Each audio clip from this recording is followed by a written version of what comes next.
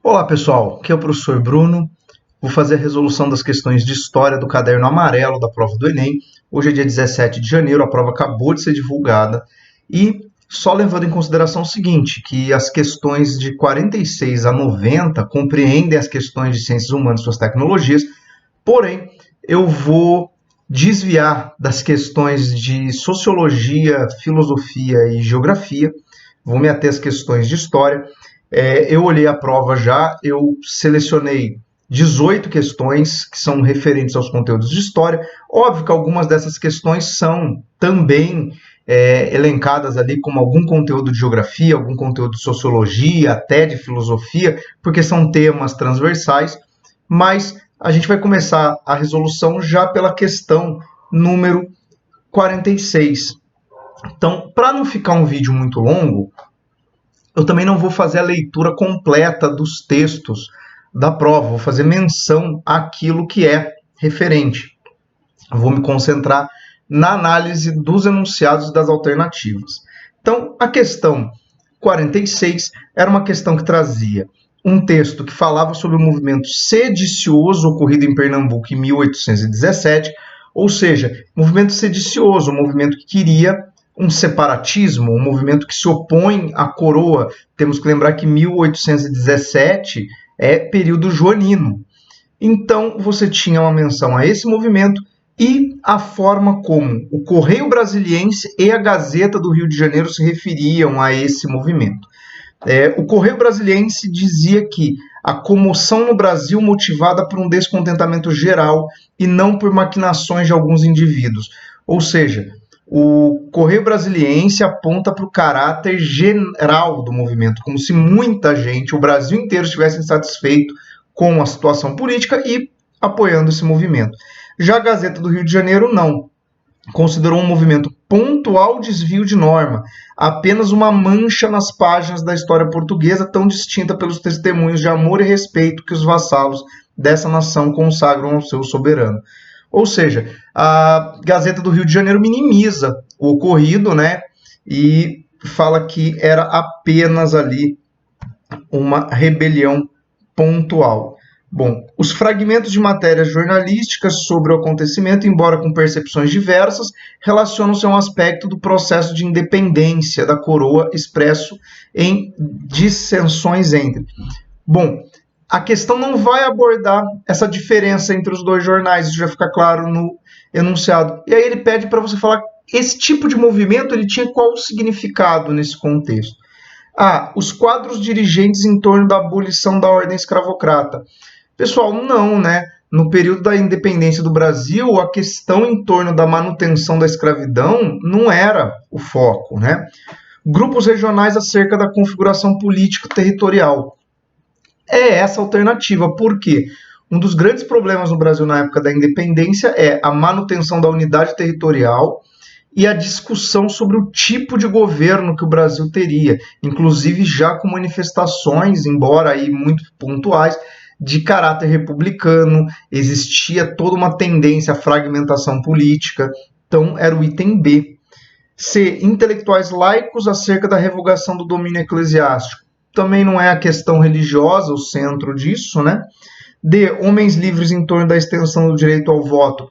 Isso dependeria da configuração política que fosse adotada no Brasil, então volta aí um pouco na temática do item B. E aí fala das elites acerca da orientação do monopólio fundiário, né? Mas o monopólio fundiário já era estabelecido, então não fazia muito sentido isso ser uma pauta da elite, já que seria, obviamente, uma questão de dar continuidade ao que já existia, né? Então, na questão 46, alternativa B, né? A alternativa mais adequada. A questão 47 fala da Declaração dos Direitos do Homem e do Cidadão, documento básico da Revolução Francesa, né? O documento mais importante sobre o período revolucionário, e ele tem as alternativas aqui do outro lado. Este documento, elaborado no contexto da Revolução Francesa, reflete uma profunda mudança social ao estabelecer a... Pessoal, qual é a grande mudança introduzida pela Declaração dos Direitos do Homem e do Cidadão? está lá no começo. Todos os homens são iguais, não há distinção de nascimento. Só que essa noção de igualdade que ele apresenta no documento é a noção da igualdade jurídica, ou seja, paridade de tratamento jurídico, alternativa D. A ideia de que diante da lei os indivíduos são iguais, mas isso não quer dizer que eles são iguais em termos sociais, em termos de participação política, em termos econômicos, e nem igualdade de gêneros. Então, aqui era o item D. O item A fala de manutenção de terras comunais. Terras comunais é o que a gente sempre associa aos cercamentos da Inglaterra, mas não à França. Supressão do poder constituinte, não. Esse processo dá início a uma constituinte na França. Falência da sociedade burguesa também não. É a consolidação dos ideais burgueses, né? A revolução é esse momento. Paridade de tratamento jurídico é a alternativa correta, e abolição de partidos políticos também não, né? Embora na França revolucionária você não tenha uma orientação de partidos políticos instituídos, como nós entendemos, mas partidos aí no sentido de grupos que efetivamente tomam partido de determinadas ideias, né? Então, a alternativa que seria a alternativa D. A questão 48 também é de história, uma questão que fala da noção grega de povo, né? O conceito grego de povo abrange tão somente aqueles indivíduos considerados cidadãos, ou seja, aqui ele pede para você usar povo como sinônimo de cidadão, tá? E aí fala da experiência grega ateniense. Então, pessoal, está falando daquele modelo clássico da democracia ateniense, em que os cidadãos participam de forma direta da vida política. E aí está lá, naquele contexto, a emergência de governo mencionada promoveu competição para escolha de representantes, não porque o modelo ateniense é de democracia direta, não de democracia representativa, que é o nosso, que a gente elege alguém para nos representar na Assembleia. Campanha pela revitalização das oligarquias, mas aí a oligarquia seria o governo daqueles grupos socialmente privilegiados por nascimento, por posses, por riqueza, não é isso, senão não dá para usar povo e cidadão como sinônimos. Estabelecimento de mandatos temporários. Isso é algo típico do modelo representativo, né? Por alguns anos você é membro da Assembleia, né? Você ocupa o cargo tal por um tempo, não é isso que se tinha em Atenas. Declínio da sociedade civil organizada, não, porque a democracia é uma forma de organização da sociedade civil, considerada inclusive muito mais avançada do que outras. Então sobrava a última alternativa aqui no caso da prova amarela. Participação no exercício do poder. Sim, o povo, sendo sinônimo de cidadão, é a ideia de que o povo ocupava o centro do poder naquela estrutura social, né, na estrutura social ateniense. Bom, e aí damos um salto aqui para a questão 54, que é uma questão que fala de um conceito que, na verdade, também é da sociologia, né? Um dos resquícios franceses na dança são os comandos proferidos pelo marcador da quadrilha. Seu papel é anunciar os próximos passos da coreografia. O abrasileiramento de termos franceses deu origem, por exemplo, ao soirée, reunião social noturna, ordem para todos se juntarem no centro do salão. A Narie para trás e a Navan, en van, para frente. Bom, aqui ele fala de um abrasileiramento, ou seja, de uma influência da língua francesa, de costumes que são incorporados e que são, de certa forma, modificados, porque a gente modifica as palavras, né? Então, característica apresentada nessa manifestação popular resulta do seguinte processo sócio-histórico. Então, é uma questão de sociologia e história, né? Massificação da arte erudita, quer dizer, tornar algo que é erudito, algo que era considerado a grande arte, massificado, de acesso popular, de acesso universal. Não é bem isso, né? Rejeição de hábitos elitistas, não porque é um hábito que vem da elite e que se incorpora, se populariza, né? Laicização dos rituais religiosos. O que é a laicização dos rituais religiosos? Torná-los não religiosos, torná-los incorporados à vida cotidiana. Mas não é o tema, não é um hábito religioso. Restauração de costumes antigos, mas para ser um costume antigo tinha que ser algo que já existia anteriormente naquela sociedade. Então sobra a alternativa E, apropriação de práticas estrangeiras, quer dizer, a gente incorpora na nossa cultura algo que vem de uma influência externa. A questão 55 faz uma menção ao Menóquio, personagem de Carlo Ginzburg no Queijo e os Vermes, né, uma citação do livro aqui, e ele menciona o seguinte: 2 grandes eventos históricos tornaram possível um caso como o de Menóquio, a invenção da imprensa e a reforma. A imprensa lhe permitiu confrontar os livros com a tradição oral em que havia crescido e lhe forneceu as palavras para organizar o amontoado de ideias e fantasias que nele conviviam. A reforma lhe deu a audácia para comunicar o que pensava ao padre do vilarejo. Conterrâneos inquisidores, mesmo não tendo conseguido dizer tudo diante do Papa, dos cardeais e dos príncipes como queria. Bom, o Menóquio, né, ele é um caso que é estudado pelo Ginzburg, que é um homem que questiona dogmas da Igreja Católica, né, e por isso ele é acusado para a Inquisição como herege. Que esses 2 eventos, né, a Reforma e a Revolução da Imprensa, permitiram um evento que resulta no Menóquio? Por quê? Possibilitou consulta pública das bibliotecas reais. Não, as bibliotecas dos reis não são tornadas públicas nesse contexto. Sofisticação barroca do ritual litúrgico. Também não. O barroco, tudo bem, ele é posterior, ele está ligado à Contra-Reforma, mas o barroco é uma reafirmação do catolicismo. Menóquio não é barroco. A aceitação popular da educação secular, ou seja, a educação secular é a educação não religiosa, dada às pessoas. Mas a secularização do ensino vai acontecer no período posterior, não é isso. O texto diz que o Menóquio conseguiu acesso ao livro. E ao ler o livro, no caso a Bíblia, ele conseguiu confrontar o que estava escrito com aquele saber que ele tinha ouvido, da tradição oral. Então é o item D. A interpretação autônoma de textos bíblicos, quer dizer, o Menóquio ele conseguiu dar a interpretação dele a respeito da Bíblia, não dependendo mais do clero, e nisso ele confronta a interpretação dada pela Igreja. Então aqui é o item D.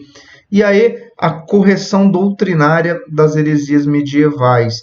Mas isso é o que tentam fazer com o Menóquio, mas tem um detalhe: a heresia dele é uma heresia que tem elementos novos, porque ela é baseada na leitura. Então, aqui é a alternativa D, que é a alternativa adequada. A outra questão de história que está aqui na mesma página, vou mudar aqui porque eu estou cobrindo ela, é a questão 57, que fala da arte pré-histórica africana, né? E aí fala que foi um veículo de mensagens pedagógicas e sociais, e aí menciona um povo, né? O San constitui hoje o povo mais próximo da realidade de representações rupestres. Afirmam que seus antepassados lhe explicavam sua visão do mundo a partir desse gigantesco livro de imagens que são as galerias. A educação dos povos, que desconhecem a escrita, está baseada sobretudo na imagem, no som, no audiovisual. Bom, aqui é uma questão que vai falar da arte, vamos dizer, rupestre, da arte, né, de preservar o conhecimento pela forma artística e não pela escrita. De acordo com o texto, a arte mencionada é importante para os povos que a cultivam por colaborar para transmissão de saberes acumulados. Sim, ele fala lá no texto, sua visão do mundo a partir desse gigantesco livro de imagens que são as galerias, quer dizer, tudo aquilo que eles conhecem, a sua própria história, a sua visão de mundo, sua interpretação sobre os fatos, sobre os acontecimentos naturais, está tudo ali. Então, é a forma que eles têm de transmitir qualquer forma de conhecimento. A B, expansão da propriedade individual, não, porque é algo coletivo, é algo daquela sociedade. Ruptura da disciplina hierárquica, não necessariamente, porque pode ter uma hierarquia dos mais velhos também na narrativa, né, na forma de expor essas imagens e contar, porque aí é uma combinação também, provavelmente com oralidades. Surgimento de laços familiares, não, porque os laços familiares independem, né, desse tipo de prática. E rejeição de práticas exógenas, ou seja, aquelas de fora daquela comunidade.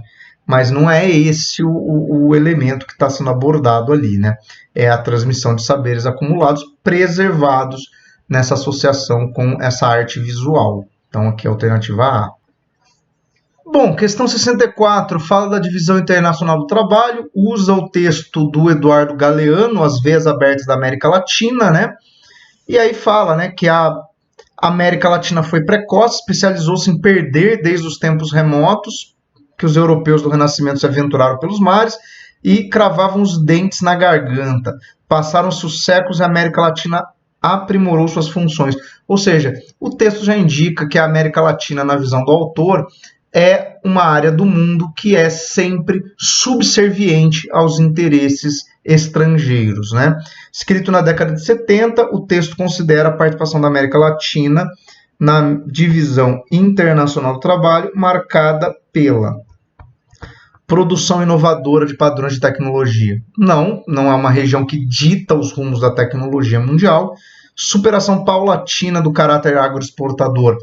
Pessoal, estaria errado até hoje. Basta a gente ver o peso do agronegócio na balança comercial brasileira, né? Apropriação imperialista dos recursos territoriais. Sim, é isso que ele quer dizer. E aí, imperialista em vários sentidos, né? Na década de 70, o termo é imperialista, mas se a gente for voltar na nossa história, a gente poderia dizer que o colonialismo do século 16, 17 é a forma inicial desse imperialismo. Então, que seria a alternativa C. Valorização econômica dos saberes tradicionais, não, né? Porque a gente vê, inclusive, nesse processo, uma perda das práticas dos povos originais da América, e aí a dependência externa do suprimento de alimentos. Aí é incoerente, né? Visto que nós somos uma região do globo que tem na produção agrícola um dos seus pilares. Então, quer dizer, nós exportamos alimentos, nós não dependemos dessa importação. Então, aqui é a alternativa C. Embora eu acho que o pessoal da geografia vai também comentar essa questão. Bom, a questão 65 falava do Código de Hammurabi. O texto aqui apresentava características do reinado, né, de Hammurabi, como rei sumério, e a questão pedia o seguinte, pedia para você apontar, né, nesse contexto de organização da vida social, as leis do código tinham qual sentido? Qual era o fundamento desse tipo de código da antiguidade? E aqui tem uma pegadinha logo no começo, né? Assegurar garantias individuais aos cidadãos livres. Pessoal, isso até pode ser um aspecto que você fique na dúvida, mas esse tipo de código de lei, ele é criado muito mais num contexto de lei punitiva do que de lei de garantia de direitos individuais, que é algo muito próprio das leis contemporâneas. Então, toma cuidado com esse item A. B. Tipificar regras referentes aos atos dignos de punição. Sim, ele é conhecido pela ideia do olho por olho, que alguns entendem que é uma ideia de uma punição cega a qualquer tipo de crime. Não é, o código é muito mais complexo que isso, mas ele é fundamentalmente um código para estabelecer parâmetros de regra de punição. Então, seria a alternativa B. Conceber benefício de indulto a prisioneiros de guerra. Isso é um aspecto muito pontual de um código, né? Dizer que um código inteiro foi criado para poder dar indulto a prisioneiro de guerra é demais, até porque era uma sociedade que tinha escravos, né? Promover distribuição de terras aos desempregados urbanos, isso também é uma questão de reforma social, não seria o código de lei a fazer isso. Conferir prerrogativas políticas aos descendentes de estrangeiros. Também algo que não é comum no mundo antigo, né? Você conceder cidadania, né, a estrangeiros. Então, aqui seria a alternativa B, né? Regras referentes a atos dignos de punição.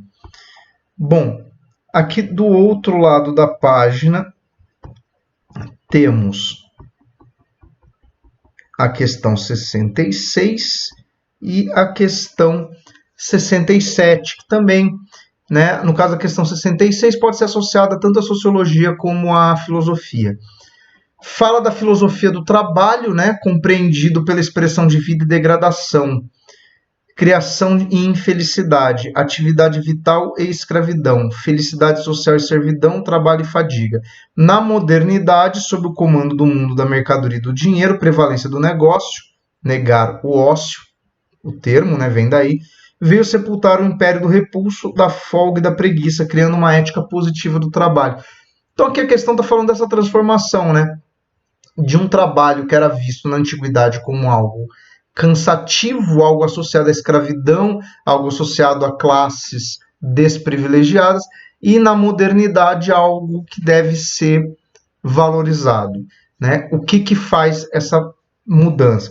O processo de ressignificação do trabalho nas sociedades modernas teve início a partir do surgimento de uma nova mentalidade, influenciado pela... Bom, o que influenciou essa transição? A reforma higienista que combateu o caráter excessivo e insalubre do trabalho fabril. Cuidado com o termo trabalho fabril. Por quê? Porque essa mudança de mentalidade é anterior à Revolução Industrial. Então não pode ser algo que reformou o trabalho industrial, porque ele sequer existia. B. Reforma protestante, que expressou a importância das atividades laborais no mundo secularizado. Aqui é uma menção ao texto do Max Weber, Ética Protestante e o Espírito do Capitalismo. Então é a alternativa B aqui na questão. C. A força do sindicalismo que emergiu no esteio do anarquismo, reivindicando direitos trabalhistas. Nossa, mas o anarquismo é uma ideologia do século XIX. Também é posterior a essa visão moderna do trabalho. D. Participação das mulheres em movimentos sociais defendendo o direito ao trabalho.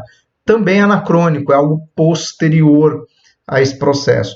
E aí a visão do catolicismo, que desde a Idade Média defendia a dignidade do trabalho e do lucro. Não, porque a visão católica do trabalho, que antecede essa ética protestante, associava também o trabalho a uma mentalidade que vinha da antiguidade, né, como algo associado a um castigo, a uma punição, algo que não era muito bem visto.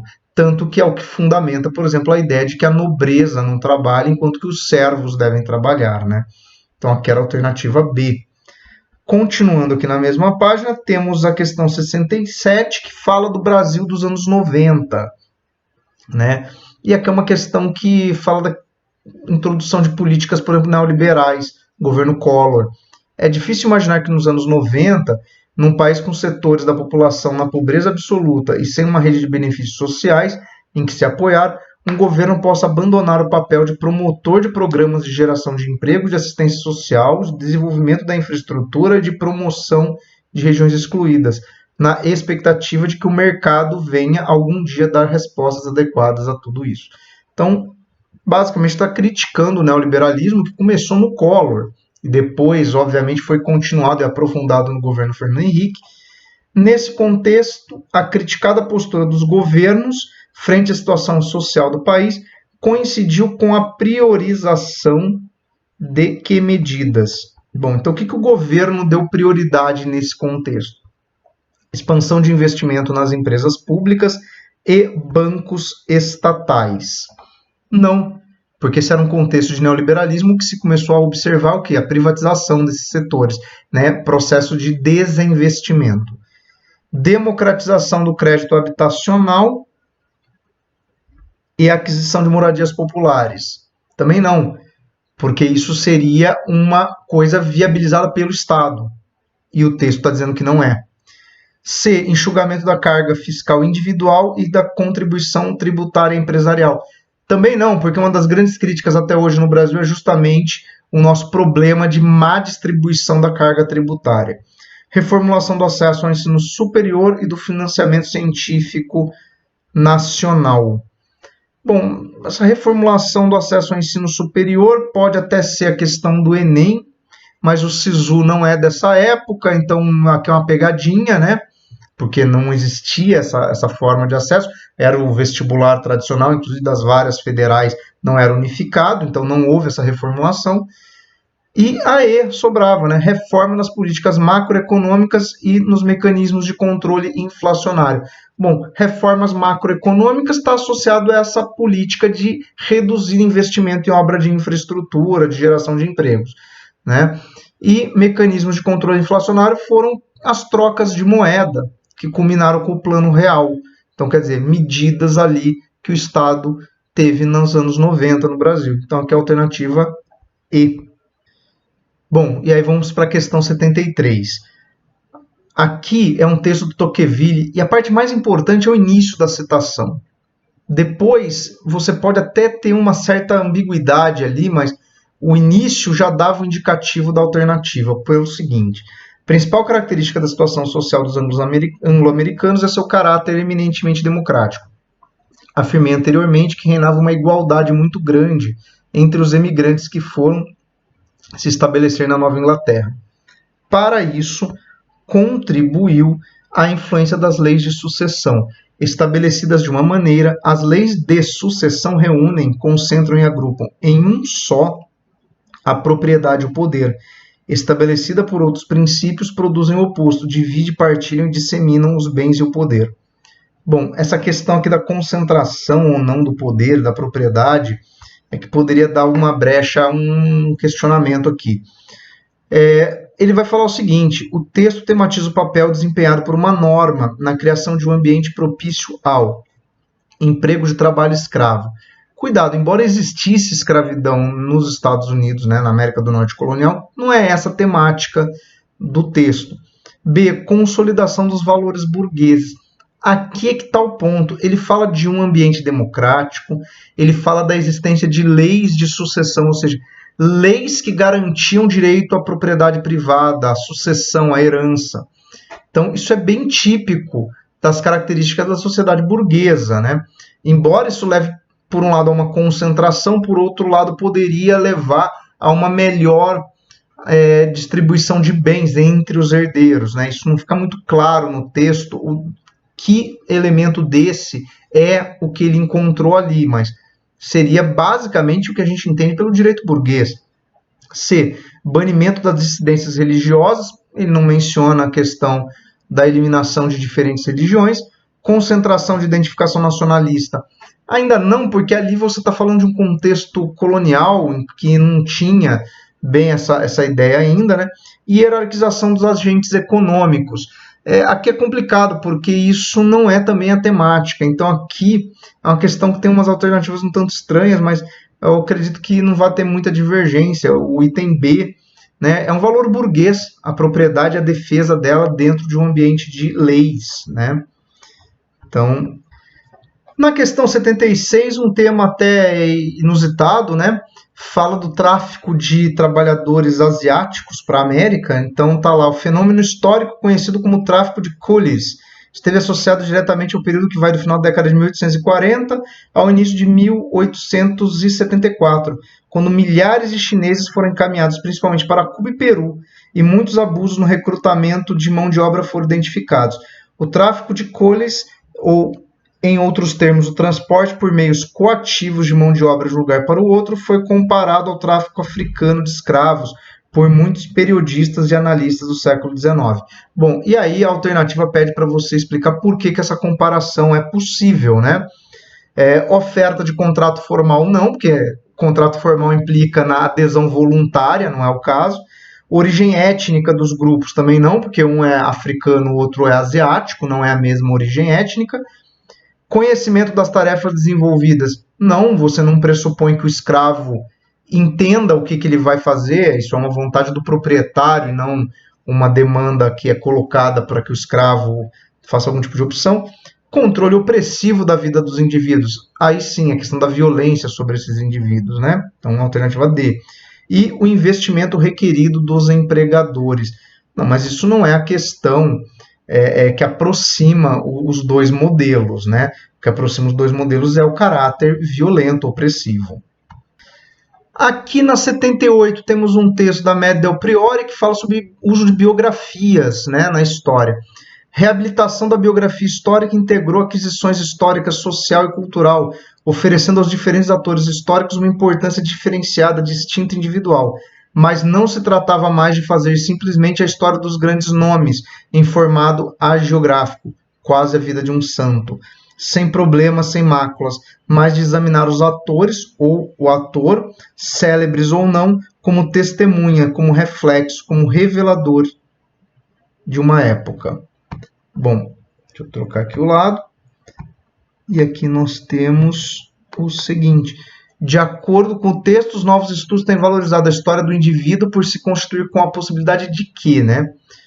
Bom, a biografia não é para fazer a vida de um herói, como ela diz. Isso seria uma ideia positivista, então a gente já pode descartar o item A.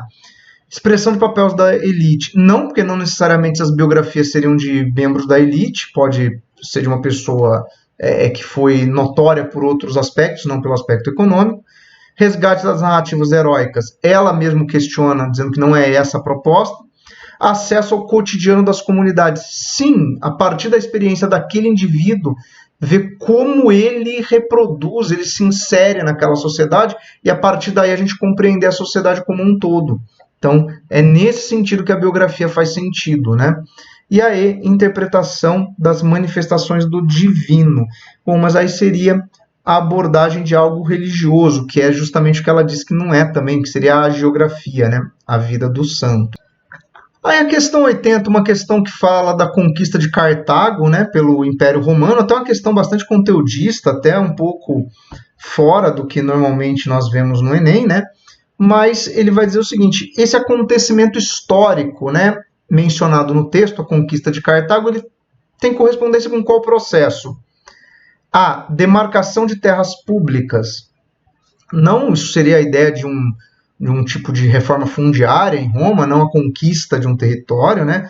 A imposição da escravidão por dívidas também não, isso já era uma prática antiga dos romanos, né?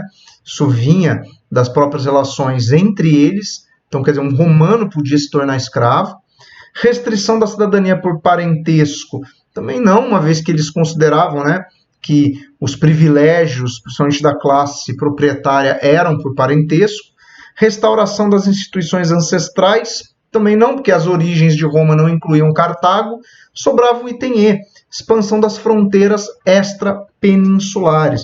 Né? Por que eu digo que aqui é uma questão conteudista?